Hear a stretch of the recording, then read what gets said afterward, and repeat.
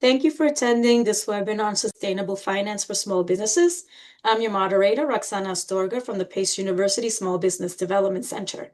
The Pace University Small Business Development Center is a regional center of New York Small Business Development Center. The New York SBDC is a U.S. Small Business Administration resource partner with regional centers at higher education institutions and outreach offices at other locations across New York State. Our no-cost, high-quality advising, education, research, and advocacy services are made possible by funding from the SBA, New York State, and our host campuses. Today's webinar will be presented by Professor Burcin of the Pace University Lubin School of Business and co-director of Center for Sustainable Business and Responsible Innovation. In a moment, you'll hear from Mr. Andrew Flam, director at the Pace University Small Business Development Center. Attendees are muted and will not be on camera. Your chats will be visible to me and our presenters. If you have any questions, please do not hesitate to type them in the Q&A box or the chat.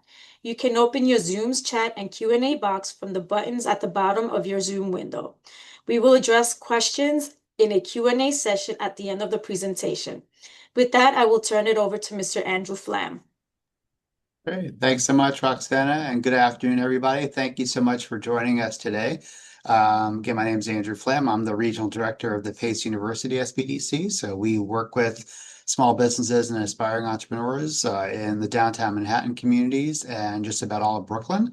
So if you find yourself in one of those areas, you're looking for in-person or virtual one-on-one assistance to meet with a business advisor, I will put a chat in the chat box in a moment to provide you with information about how to connect with us. As Roxana mentioned, all of our services are free. We do one-on-one sessions helping business owners with access to financing, marketing and sales strategies, procurement opportunities, business planning, and more. And we would love to work with you in terms of helping you build and grow your small business. We also host a wide range of webinars and in-person small business training programs, and I'll put a link in the chat in a moment that provides you with information about upcoming programs, and you're welcome to join for those as well. Again, all of those are also offered at no cost. So today's session on sustainable finance for small business is an exciting opportunity, I think, for business owners and aspiring entrepreneurs to look at how to be able to build sustainability into your own small business venture. And we're excited to have Professor Cole join us today to lead this session. So with that, I will turn it over to you. Professor Cole, all yours. Thank you so much, Andrew. Thanks, Rosanna. So welcome, everyone. Today, I'm going to be talking about sustainable finance for small businesses. And for the first part, I'm going to talk about sustainability and sustainable finance in general. And in the second part, I'm going to focus on small businesses and talk about the opportunities and challenges, as well as some practical ways of implementing some ESG strategies or sustainable practices in a more strategic way. So if you're ready, I guess we could get started. So in terms of sustainability, I'm going to start by talking about what are the sustainable challenges. Why is sustainability important? Why should we allocate our time, effort, and thinking into it? And then I'm going to move on to what to do to address the sustainable challenges. And in that respect, the sustainable companies will be the answer. And the sustainable finance component is going to come in the how. So how that change will happen, since finance is the way that businesses obtain capital, right? So, and capital is very key to the operations. So sustainable finance is going to play the big role on the how. And the key message will be just simply transitioning from our regular models where we focus on maximizing profit, and now sort of enlarging that thinking into what we call as integrated value, where social and environmental factors also come into play, and they get to take a monetary amount even in our valuation and risk functions, right? So that's going to be the main message going forward. Okay, so why does sustainability matter, right? So I think to understand that, maybe we should go back to 19th century and during the times of Industrial Revolution. And our current economic models are still those where if you think of a production function, we have labor and capital, right? For the output, the inputs are labor and capital. So they are the factors that are priced in our production processes, right? Whereas the natures and its resources, at the time, they were abundant, right? So we don't see them in our functions as explicitly priced items. So that's because of the fact that around that time, right, so labor and capital were scarce, whereas nature and its resources were abundant, right? All those production processes led to a large economic growth, which was also coupled by the population growth, right? And most of these production processes were dependent on fossil fuels and other non-renewable resources. With the population growth came urbanization, right? The arable land got reduced and then deforestation. So I think the first reaction to all of this came in late 60s, early 70s, when a group of people, they called themselves the Club of Rome. This was in Rome in 1968. It was comprised of simply, former and current government leaders, politicians, UN officials, diplomats, academics, right? Economists, scientists, some business leaders, right? So they got together and they basically said Earth system cannot support these rates of economic and population growth much beyond the year 2100. And even with the advanced technology, right? So they call this publication Limits to Growth. And if you take a look here on the left-hand side, we could see kind of a good case scenario, right? So if the population declines gradually without reaching the Earth's carrying capacity, then we're in good terms, right? But alternatively, a nightmare scenario could happen, right? And that is, if we continue consuming, fossil fuel and other non-renewable resources, that could, overconsumption of them could decrease the carrying capacity of the Earth. Through our production processes, we could damage, right, this carrying capacity. And, the inflation doesn't slow down until the carrying capacity really diminishes. So something really horrible happens there, right? So the Earth cannot support the population, right? And then, it has to decline suddenly, right, drastically. So that is a scenario that we all obviously don't want to face, right? And this brought the concept of sustainable development, right? So according to Brundtland Commission by UN, the definition of sustainable development is the development that meets the needs of the present without compromising those of the future generations, right, to meet their own. And among all the environmental challenges, I think the one that we keep hearing the most about is the climate change, right? There has been a lot of action since on this topic. 1992, we have the UNFCCC formation, and then Conference of Parties in 1995 and onwards. They get together every year. In 2015, the Paris Agreement on Climate Change was signed. That was a milestone. So, there has been some action on this topic, at the macro level, right? But there are also other challenges there that are planetary challenges, right? Such as biodiversity loss, which is actually a more pressing issue than climate change. We're in a more alarming level on that one. Land system change, nitrogen and phosphorus flows, right? And there are also other social challenges, like a lot of the parts in the world, access to food, fresh water, and health, is limited. And because of all of these, UN has developed a sustainable development agenda for 2030. And there they explicitly list 17 sustainable development goals. These would, contain both social and environmental issues.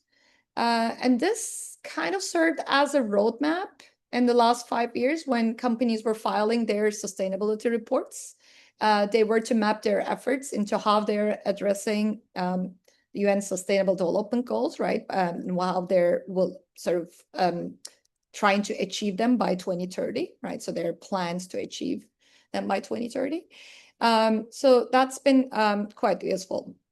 I also would like to talk about a theory by an economist, Kate Raworth, where, in her book, How to Think Like a 21st Century Economist, she mentions that the safe and just space for humanity lies between the social foundation, the ground of a social foundation of a human well-being, and the ecological ceiling that is brought through planetary pressures, right? So by social foundation of human well-being, what do we mean? Water, food, health, education, income, peace, political freedom, gender equality, housing, so on and so forth. And in the ecological ceiling, again, we have those planetary pressures that are, air pollution, biodiversity loss, fresh water, land irrigation, land conversion, and so on and so forth. So simply the climate change, right? So they all, so we should just try to minimize those impacts and make sure we stand on a strong ground on the social foundation, right? But how do we achieve that becomes the question, right? So, and the answer there is going to be, because our economic system is organized through business firms, I think the sustainable businesses would create a big difference through their environmental and social impacts on the society. We all could agree, I guess, that businesses should not maximize short-term profits at the expense of these environmental and social hazards, right? So, oil spillages is an example, right? It's when that happened to BP, so the consequences were drastic. With social hazards, we mean basically, maybe not employing, low-wage workers and child labor and so on and so forth. But that's not what we mean by sustainable finance. That's kind of like the bare minimum. And the real change is actually going to happen when what we call as internalizing the externalities would happen. What does that mean? Well, externality in economics means that it's a factor that is not priced in our functions. And as I mentioned earlier, you can think of fresh water, fresh air, clean air. These are not factors that are currently priced in our economic models, right? But as we start incorporating them into our business decision making, right, and even at times sort of attaching a monetary value to commodities like that, right? So I think during wildfires, we all noticed how important it was to breathe the fresh air that we always take for granted, right? So if those things became more and more scarce, right, those kind of commodities, they're going to have to be priced in our functions. So that's what it means to start internalizing these externalities, and start with companies, right? For example, let's say a company is considering two projects, right? One of them might have a higher NPV, but let's say a high carbon footprint, right? There could be an alternative project there, maybe slightly lower NPV, slightly lower financial value, right? But then we'll have also lower carbon footprint, let's say much lower carbon footprint. So, if they looked at just the financial value, they would go with project number one. But if they look at an integrated value, right, a combined value, they might choose to forego some of the profit for, a better environmental sort of value, right? So if those kind of business decision making start taking place, that's when sort of the change will happen, right? So basically, companies should incorporate the cost of these externals of production into their functions. So that might result in, those costs, once they're accounted for, could also result in, or the technologies that you employ to mitigate those risks, right? They could cost extra to the companies. So what that implies is that the consumers have to be willing to buy these products, right? Sometimes at a premium even, right? So the demand has to be there, of course, right? The consumers should care about this, right? They have to be willing to buy these sustainable products and services. Also, government plays a very essential role in these stakeholder impact maps, right? Through regulation or taxation, right? So you can think of, when you talk about taxation, you can think of something like carbon tax. We don't have carbon tax in the US, but we have other mechanisms that act like carbon tax, like carbon markets and so on. And then a lot of countries did implement carbon taxation successfully, right? And in the regulation space, we also have, when the ozone layer had that impact, so we just banned the products that would have bad impact on the ozone layer. So that could be like an example to regulation. So government can also have companies act with a sustainable business practices through regulation and taxation. But I think, again, another big change will come in when the capital providers and did come in when the capital providers start caring about this, right? So let's say the financial companies that provide the capital, like the banks and other investors, right? If they, let's say, incorporate the ESG performance of the firm in their financing decisions, they could, for example, I'm going to talk about these products in a bit, but they could lend at lower rates for the companies that are, operating with better sustainability practices. They could also be monitoring them through, throughout the process, right? So if the investors demand better ESG, I think companies will comply, right? And in the meantime, the civil society, the NGOs could raise awareness to the issues, right? And that's why I said the sustainable finance will play the how, right? So the role of the financial system is very important. Banks, through lending and investment strategies, they can just help transition to a low carbon economy, a more circular economy. That's on the lending side, but also on the investment side, we can think of some examples that happened in the past years where, large shareholders like Vanguard or BlackRock, they were, these are activists that just sit on the boards and they say, what are you doing? They started questioning companies, asking, what are you doing in terms of managing ESG risks, right? So those kind of impacts, right? Those kind of questionings kind of push companies also to disclose more, to act more on these issues, to try to manage those risks better, right?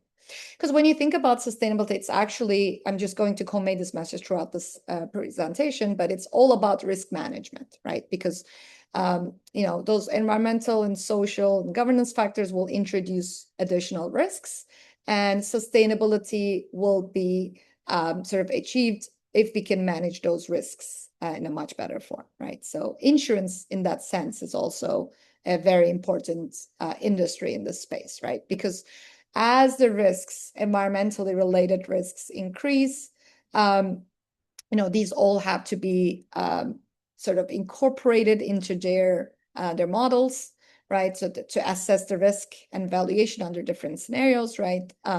So all of these are, it's going to help to transition sort of our economy into more circular and low carbon economy, and hopefully, not end up in that second scenario, right? Of course, it comes with challenges. Sustainability is all about the future, right? And as human beings, I guess it's safe to admit that we do have a short-termism bias. And especially now, there are a lot of other priorities that could, come before, just acting with these sustainable measures. So, that's something that we acknowledge, right? Just moving forward. And this is actually a framework that I liked a lot. It's by Sean Maker, kind of to formalize about how we should think about sustainable finance in general. So the finance, as usual, is maximization of shareholder value, right? So that's, again, based on our production processes from 19th century, right? We still, kind of operate with those. When I teach corporate finance, the goal of financial management is maximizing shareholder value. It's like the first thing we say. I think we moved a little bit away from that with the Sustainable Finance 1.0, where we still maximize financial value, but we do have certain limitation on social and environmental factors, right? So we try not to cross certain boundaries. such as, like those, employing child labor or, not resulting in oil spillages and those kind of, avoiding hazards or, in terms of investment, it could be avoiding what they call as sin stocks and so on, right? So selective investment strategies. Or they call it exclusion criteria, right, in investments. So, but what we're talking about when we say, the shift, the paradigm shift and so on is actually what we call a sustainable finance 2.0, which is about maximizing stakeholder value, right? So not just the profit, but also people and planet, right? So the triple bottom line. And that is the example I gave on the project selection, right? So if you start incorporating, the social factors, the environmental factors that are associated, let's say, with each capital budgeting decision, right? So that's where that would fall in the ESG integration idea. I also would like to mention there's this niche part of sustainable finance. It's simply targeting a social or environmental project with a minimum financial viability. So, there it's you could think of it as like a more of a niche area. For the equities, you can think of it as impact investing. On fixed income, that could be green bonds or social bonds. So these are basically the fixed income instruments where the goal, let's say the project is related to environment, and you can simply raise funds for that project by issuing green bonds. If it's related to, let's say, housing, right, you can issue a social bond. These are issued by governments, corporations, and financial institutions. And as I said, the market has reached 2.9 trillion now. It's like, it's a very high growth market. For the banking, it could be impact lending and microfinance, and then for microinsurance, right? So those are, they also fall under the umbrella of sustainable finance. But what I would like to talk more about is the ESG integration, right? In terms of corporate thinking, right? So how do we, in terms of operationalizing it, right? So in terms of that, I think ESG integration is the key, right? What is sustainable finance? It's actually that what we call as that sustainable finance 2.0 in that model, right? So it's the process of taking environmental, social, and governance considerations into account when making the investment decisions, right? So for environmental, for example, you think about climate mitigation, biodiversity, and so on. For social, you're thinking labor standards, human rights, right? DEI. For governance, you're thinking, transparency, accounting, right? Ethics, right? Even data privacy management, cybersecurity, they all fall under governance, right? So the market has grown a lot. If we look at post-COVID, a couple of years post-COVID were the biggest growth that we saw in this field. And the numbers, 128 trillion sounds huge, but it's actually the assets under management for those companies that signed the UN Principles for Responsible Investments, or UNPRI. And then if you look at actively managed ESG funds, numbers around 16.7 trillion. These numbers are from LSEG and S&P Global. So overall, the green economy is estimated to be 8.6% of the global listed equity market value, which amounts to like 7.9 trillion when this was published. And then, I mentioned the green bonds, right? So that's around 2.9 trillion market, and it's growing. So what drove this global adoption, right? So there's been a big movement, especially in EU, on the regulatory space. CSRD and so on. So, strict ESG reporting requirements. And basically, investors realize that the exposure to climate, that has to be priced, right? So this is, again, about the integration, right, into our pricing and risk models. So when you think about a company, right, it could be exposed to climate risks, through two channels. One, we can think of it as a physical risks, right? So you can think of this as assets that are under jeopardy, right? Let's say from flood, the assets are in the flood zones. If the company has assets that are in the wildfire zones, right? So they would directly be affected from climate events. And, these have to be incorporated in the risk models, right? So that's the physical risk component. There's also something called transition risks. And transition risks are about simply, when you're, let's say, transitioning from non-renewable to renewable energy, it's a costly process. And you could be doing so either through regulatory pressures or through competitive pressures, right? So both of those will be going under that sort of transition risk and the costliness of that, right? So that is a costly process, and that has to be also incorporated how you're going to transition when the time comes, right? So all of these having monetary values, even in Bloomberg stations right now, if you go on any company, you could see, these as sort of estimated values in dollar amounts.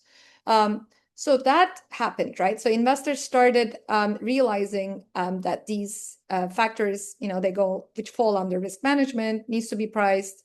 And there was an increasing demand from investors asking for disclosure and for adoption, right, of these.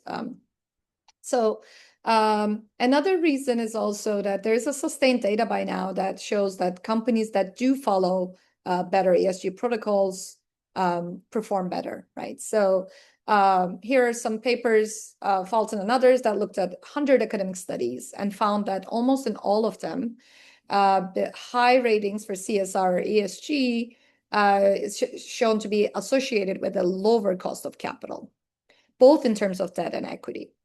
So this kind of makes sense when you think about also the green effect. Let's say for the green bonds that I mentioned earlier, because the price due to demand, the price is higher, so the yields are lower, which means you could raise capital at a lower cost for green projects, right? Same thing with the sustainability linked loans I'm going to talk about next. I'm going to talk about some products there.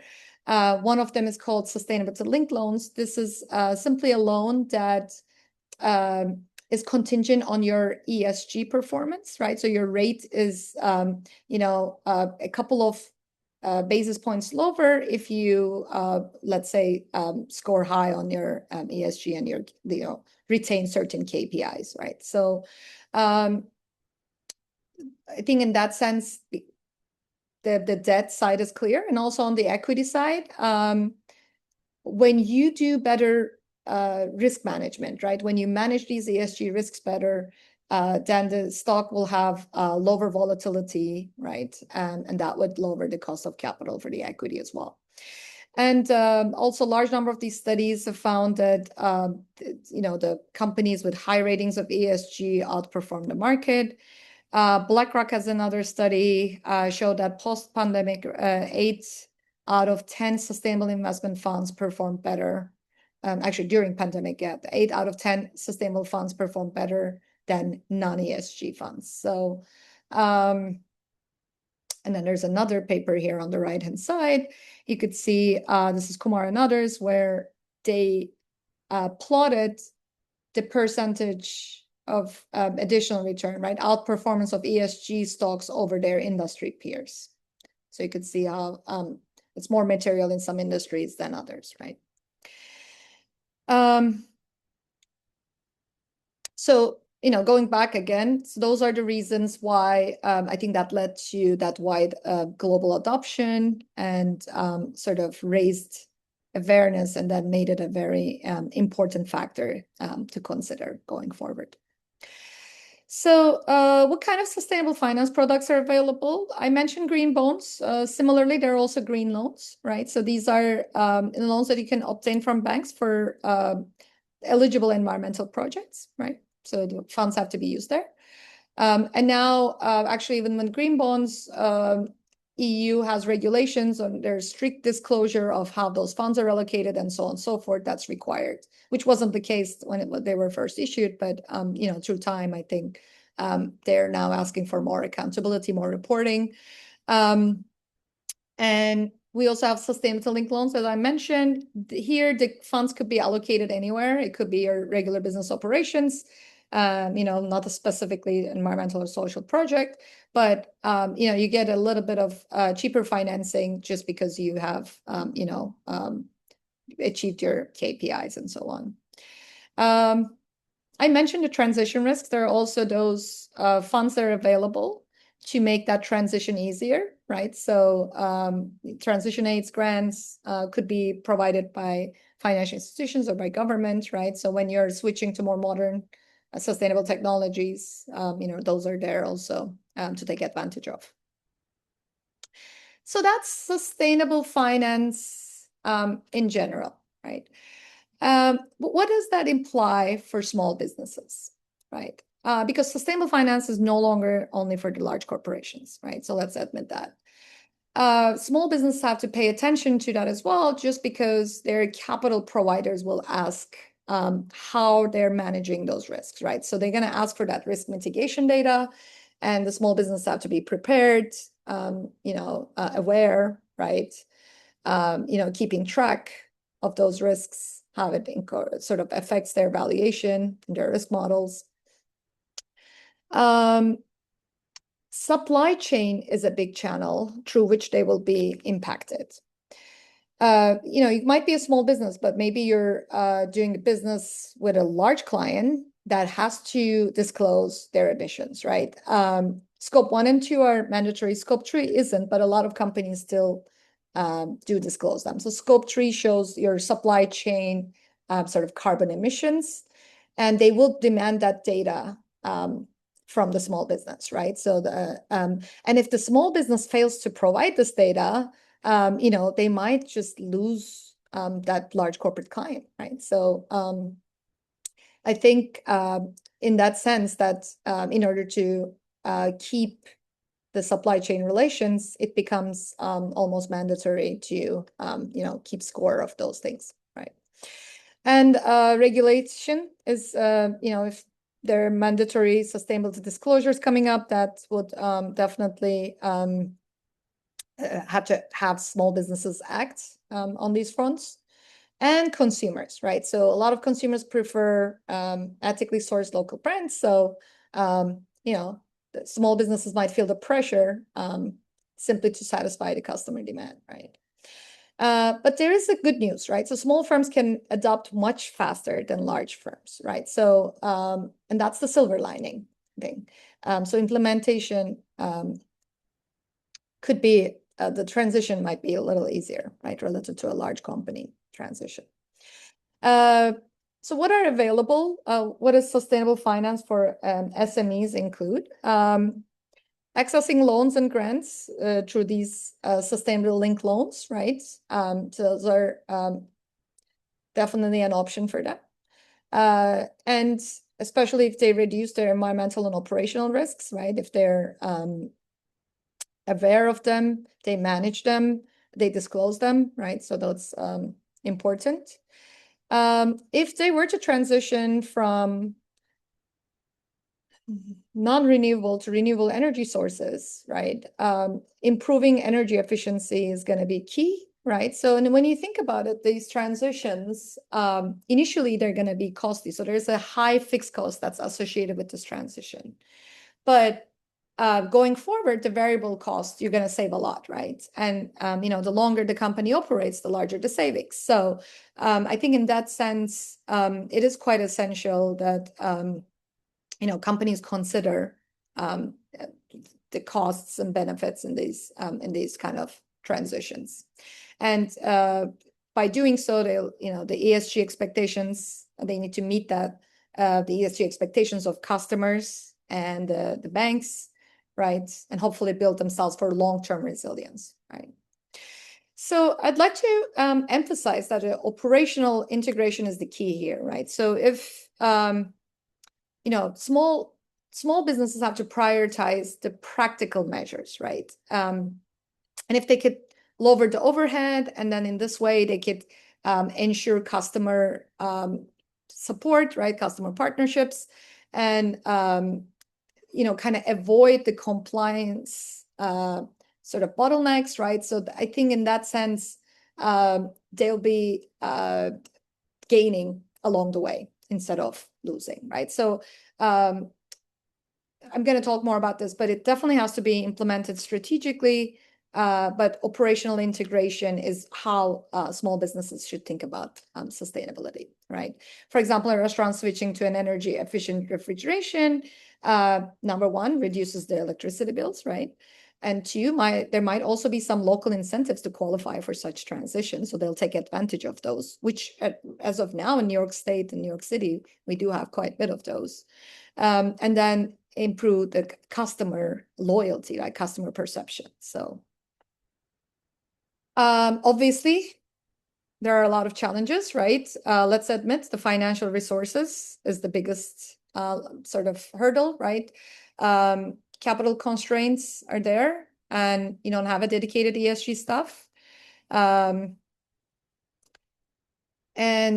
if there's a reporting coming up, right? If there's a regulatory reporting burden coming up, let's say again induced through the supply chain, then you might need to hire more admin staff, right? So that's additional cost. Also, measuring the impact is pretty tricky. This is tricky for large companies as well, right? So the carbon and footprint data, right? To be honest, the return on investment might not be clear to a small business owner, right? In terms of the payback right away, because there are more pressing concerns, right, for small businesses like survival in the short run, right? So I think in that sense, it's very important to be strategic for a small business, right? First of all, they should not try to do it all approach, right? So they should find a few material issues, right? So materiality is very key to sustainability. And in the US, we have the SASB framework where you can have it's like a sort of a heat map where for each industry, what environmental and social challenges, sort of factors play a role, right? So which ones they should address, which ones are more important, kind of, they can just, for a small business, they could just go on those maps and identify a couple of material issues. And while they're identifying, and I think it's very important to keep in mind that if you address them, you should be able to show some measurable improvements, right? So how to measure, first of all, your exposure to those risks, and whatever you do to address them, how to measure the impact of that, right? Impact of that action. Because when sustainability, the ESG wave kind of started, a lot of companies stated this and that, but then it wasn't clear how much they were delivering on it. We call this the greenwashing, right? So greenwashing was a big thing. So now I think, especially in Europe, they mandate that you cannot claim something unless you show a measurable impact on it, right? So I think it's good to start with thinking with that, right? So, the measurable, whatever you identify, the improvements and how to measure them, right, is going to be the key. And you have to report them, right? And then operational efficiencies is another key factor, right? So, once, again, we said survival is a key, right? So if you can actually implement some sustainable practices and also save on the costs, right, for the long run, I think that will be ideal, right? So always think in the operational efficiency in mind, right? And they do have to act on it because banks and the investors care, right? So you can ask, why would a small business prioritize this? First of all, as I mentioned, if there's an efficiency there, that would help reduce the operational expenses, right? So, it's like win-win, basically. And then there's the climate mitigation, right? Again, if physical risks are all about vulnerability and exposure, right? Maybe just the nature of your industry keeps you vulnerable, but you can at least limit your exposure on something, right? So banks and investors will be pricing these risks, so you should do so as well. You should have that in mind, right, as a small business owner. Supply chain, as I said, you have to be resilient, right? You don't want to lose your place in the supply chain, so preventing those kind of shocks, right? Again, your investors, capital providers do really care about that, right?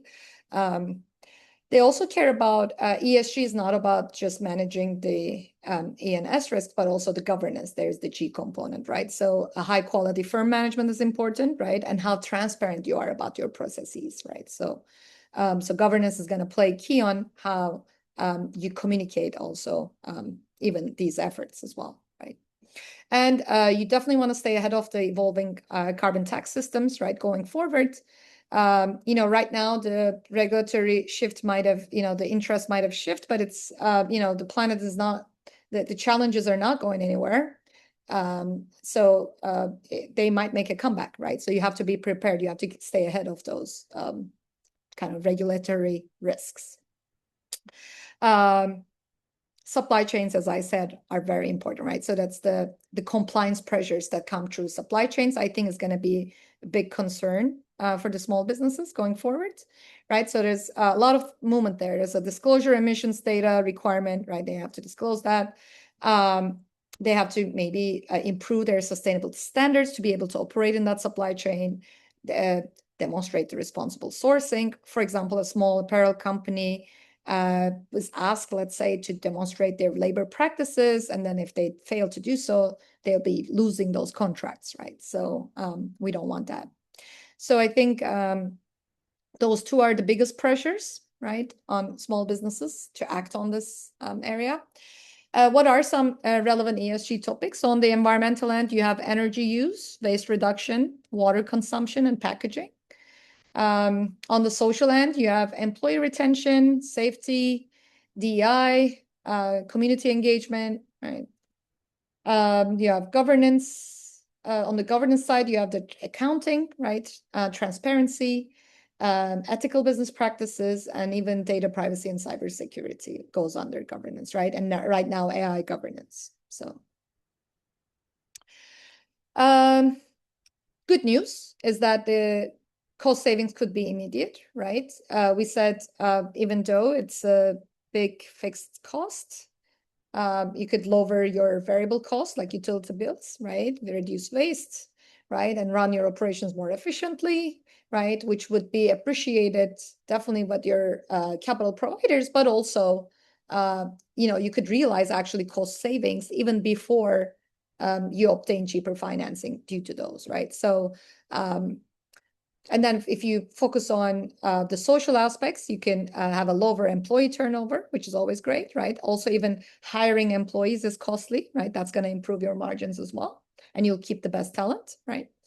And reduce the regulatory exposure, right? So there's always that risks that drives that transition risk, right? The regulatory pressure, right? So that's one thing to keep in mind going forward. Another good news is that technology is here to help, right? So AI, is going to make, I think, going forward, all of these disclosures really, really easy, right? They're going to automate the ESG reporting. You can track the energy usage. You can monitor the wastes. There's going to be a lot of logistics planning through AI that you can do very efficiently and analyze the customer trends. Right. For example, for the food industry, right, the restaurant industry, you could use the AI-driven inventory system. This way, they could reduce the food waste.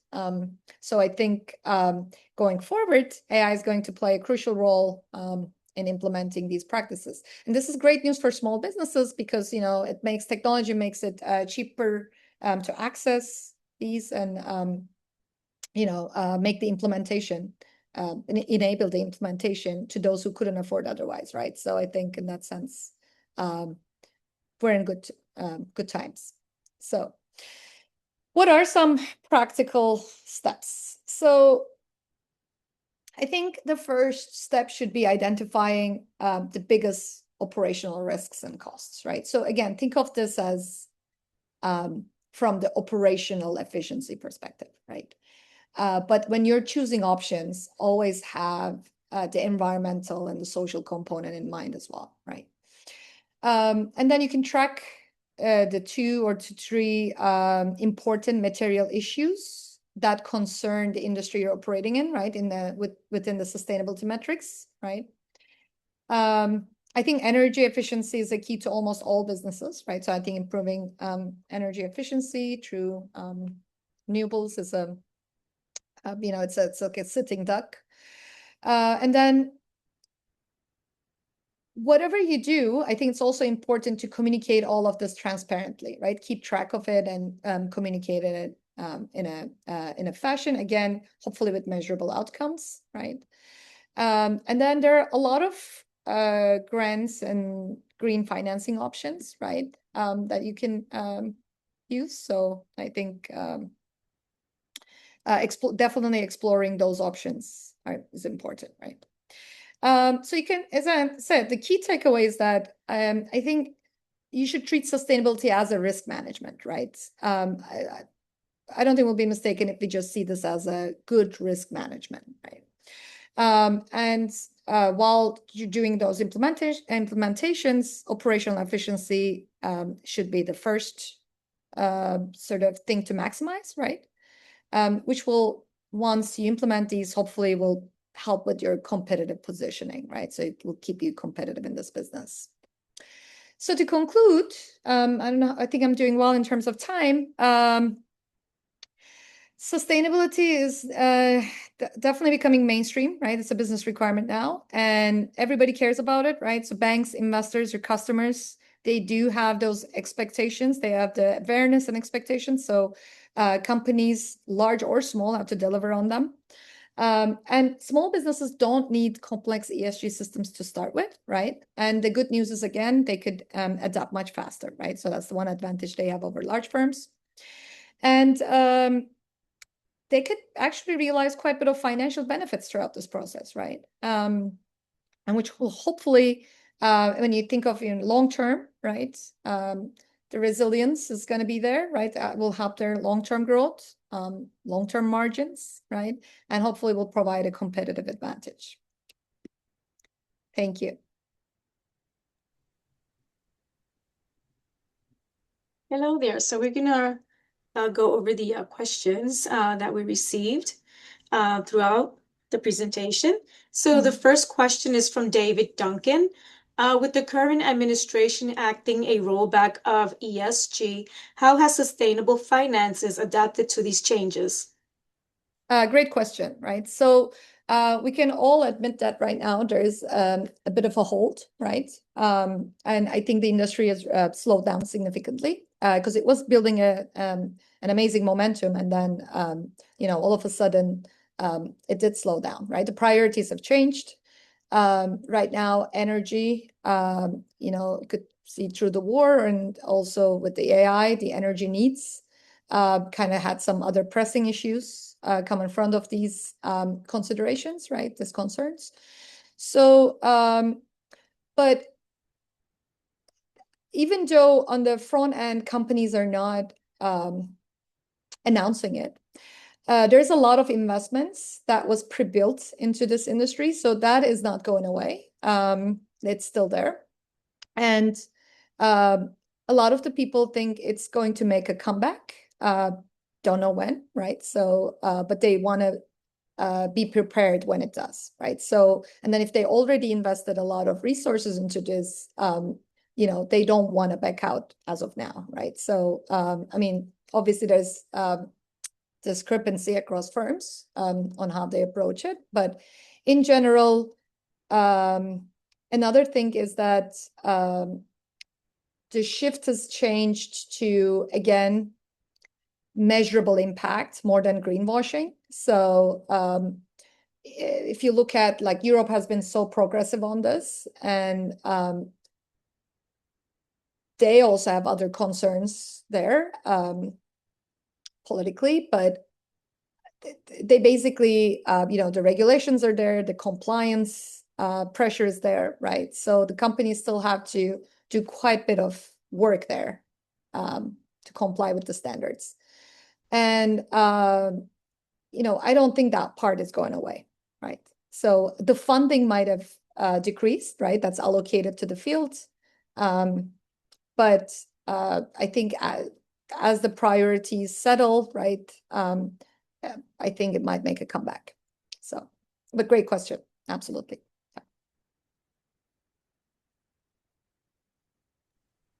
You're on mute, Roxana. My apologies. The next question is from Florian. Where can we find a link to these heat maps? The SASB, if you could just Google SASB standards, I think they should be available. They also have their own website, SASB. Okay, so the next question again is from Florian. I'm a consultant for a hospitality business and often restaurants. I have the desire to become more green, but don't know where to start. It would be helpful if it exists to have sort of a starting guide to help them. Equipment and space, efficiency, packaging, goods, water, recycling, chemicals used to clean, etc., etc. Like rebate on electric car, are there any existing government incentives or programs created for hospitality businesses to motivate them to move towards a more green operation? Yeah, so I think this goes back to what I just said. I think you should look into the industry sort of priorities in the space, sort of what concern hospitality. And I think you're right on listing a couple of important items there. That's packaging and energy waste reduction, right? So in terms of energy, there is government subsidies. They still, I think some of them are going to expire in 2027. So this really depends on a lot of things, by the way, also addressing the question from previous one. A lot of things are still going on at the city and the state level. So a lot of incentives, grants, subsidies. So, the federal funding has disappeared, but, the local ones are still available. So I would probably look into those to see if the city or the state fundings. I don't know where the operations are, but I think that's a good place to start. Again, looking at just fee material issues and see if you can access any grants on specific to those issues. So over top of my head, I won't be able to say basically what's available for hospitality as of now, but and they do keep updating those on those websites. So good luck with that. Okay, the next question is from Karthik. What are good examples of companies, big or small, that implements ESG well? Great. So IBM has been forefront in this, just as a large company, for example. So that's actually a great place to start, right? And for the small companies, I think you can look at B Corps. There is this company that provides, we call them the B Benefit Corporation, right? So B Corp. It's a private institution. When a company fulfills, these are high ESG standards, but when they fulfill them, they label them as B Corp. Basically, and by the way, I'm just low on battery. Apologies. I don't know how that happened, but if it cuts off, hopefully it shouldn't cut off. But yeah, we have 5 minutes, so it should be good. But yeah, so basically the B Corps are a great place to look at. A lot of companies like Bombas or, from just to give examples of small companies, Bombas, when you buy a pair, they donate one. So it's like a great example. These are, simply the Allbirds, what used to be Allbirds. And then they basically prioritize and market themselves as sort of ESG front companies. And then they get that B Corp label, right? So that's a good place to look for those sort of companies. I think Nestle was the only big company in there, but most of them are small private companies, actually. So, any other questions?